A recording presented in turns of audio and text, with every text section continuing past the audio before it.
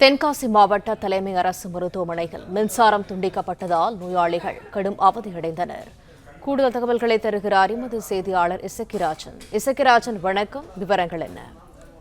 வணக்கம். தென்காசி மாவட்டத்தினுடைய பெரிய மருத்துவமனையாக விளங்குவது தென்காசி மாவட்ட அரசு தலைமை மருத்துவமனையாகும். இந்த மருத்துவமனையில் 500 உள்நோயாளிகள் படுக்கையும் 2000க்கும் மேற்பட்ட வெளிநோயாளிகளும் வந்து செல்வது வழக்கமாக இருந்து வருகின்றது.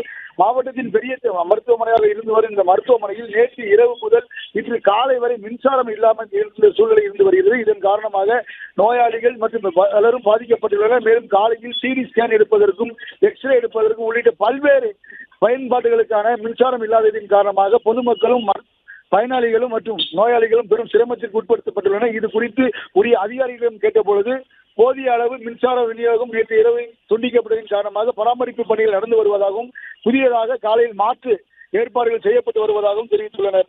இதன் காரணமாக தென்காசி மாவட்டத்தில் வரும் நோயாளிகள் வேதனை அடைந்துள்ளனர். தகவல்களுக்கு நன்றி இசக்கிராஜன்.